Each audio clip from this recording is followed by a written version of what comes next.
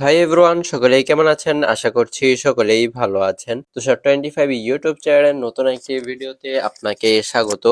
আজকে আমরা কথা বলবো ইনফিনিক্স হট 14 প্রো এই ফোনটি নিয়ে। প্রায় 2 মাস আগে আমরা ইনফিনিক্স হট 14 এই ফোনটির ফুল রিভিউ দিয়েছিলাম। আপনারা চাইলে সেই ভিডিওটিও দেখে আসতে পারেন। আমি ডিসক্রিপশন বক্সে সেই ভিডিওটির লিংক দিয়ে রাখবো। ইনফিনিক্স হট 14 প্রো এই ফোনটি আপনারা 20,000 টাকায় কিনতে পারবেন। আর 20,000 টাকার ভিতরে এই ফোনটি আমাদেরকে কি কি অফার করছে চলুন আমরা জেনে আসি। প্রথমে এই ফোনটির বিল্ড কোয়ালিটি নিয়ে যদি কথা বলি তাহলে এই ফোনটির ব্যাক সাইড এবং ফ্রেমে প্লাস্টিক ব্যবহার করা হয়েছে। আর ফোনটির ডিসপ্লেতে আপনারা একটি 5 ডিসপ্লে পেয়ে যাবেন, যেটা টিন এবং ভেজেল চাইলে আরো ন্যারো রাখা যেত। এই ফোনটির ডান সাইডের ফ্রেমে আপনারা পাওয়ার বাটন পেয়ে যাবেন, আর সেখানে সাইড মাউন্টেন ফিঙ্গারপ্রিন্ট থাকছে, যেটি খুব ফাস্ট এন্ড একুরেট কাজ করছিল। তার উপরেই থাকছে ভলিউম লকার। আর বাম সাইডের ফ্রেমে আপনারা সিম কার্ড স্লট পেয়ে যাচ্ছেন। নিচের দিকে টাইপ সি পোর্ট, 3.5 এর হেডফোন জ্যাক এবং একটি স্পিকার পাচ্ছেন। আর উপরের দিকের ফ্রেমে আপনারা একটি স্পিকার পাচ্ছেন, অর্থাৎ এই ফোনটিতে ডুয়েল স্পিকার দেওয়া হয়েছে, যার সাউন্ড কোয়ালিটি জোস ছিল।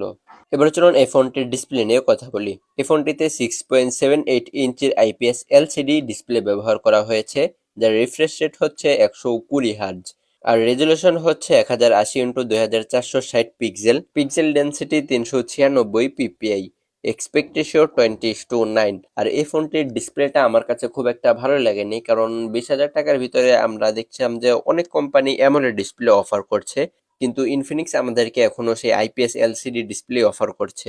আর এই ডিসপ্লেতে আপনারা কোনো প্রকার প্রোটেকশন পাবেন না। এই ফোনটি আপনারা out of the box Android 13 এ পেয়ে যাবেন, যেটি XOS 13.5। এই ফোনটিতে মিডিয়াটেক হেলিও G99 এর একটি প্রসেসর দেওয়া হয়েছে, যেটি 6nm এর একটি প্রসেসর।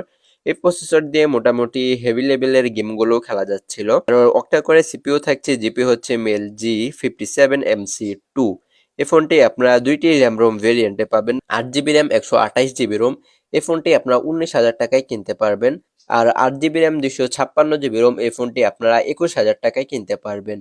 এই ফোনটির রোম টাইপ হচ্ছে UFS 2.2। এই জায়গাটাতে আমার কাছে একদমই ভালো লাগেনি, অন্তত UFS 3.0 দেওয়া উচিত ছিল। দেন এই ফোনটির ক্যামেরা নিয়ে যদি কথা বলি তাহলে এই ফোনটিতে ডুয়েল ক্যামেরা সেটআপ দেওয়া হয়েছে, যার মেন ক্যামেরা থাকছে 108 মেগাপিক্সেলের 1.8 অ্যাপারচারের। এটা দিয়ে মোটামুটি ভালো লেভেলেই ফটোগ্রাফি করা যাচ্ছিল।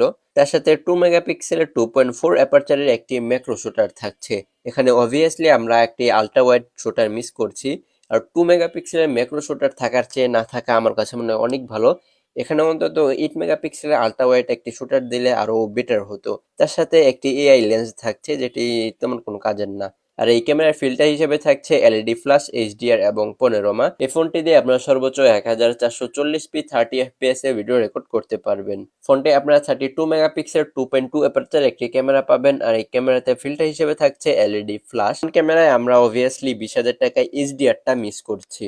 আর এই ক্যামেরা দিয়ে আপনারা সর্বোচ্চ 1080p 30fps এ ভিডিও রেকর্ড করতে পারবেন। দেন এই ফোনটিতে 5000 mAh এর একটি ব্যাটারি দিয়েছে, আর এই ব্যাটারিটি চার্জ করার জন্য 33 ওয়াটের একটি ফাস্ট চার্জার দিয়েছে। এই চার্জার দিয়ে আপনারা 30 থেকে 40 মিনিটের ভিতরেই 80% চার্জ করে নিতে পারবেন।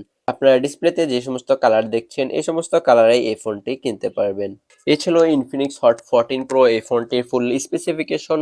কার কাছে কেমন লাগলো চাইলে কমেন্ট বক্সে জানিয়ে দিতে পারেন। আর যদি আমি আমারও মতামতটা দিই তাহলে আমার কাছে ক্যামেরার দিকটা একদমই ভালো লাগেনি। এছাড়াও বেশ কিছু দিক রয়েছে, যেমন এই ফোনটির চিন এবং ভেজেল একটু মোটা মনে হয়েছে আমার কাছে।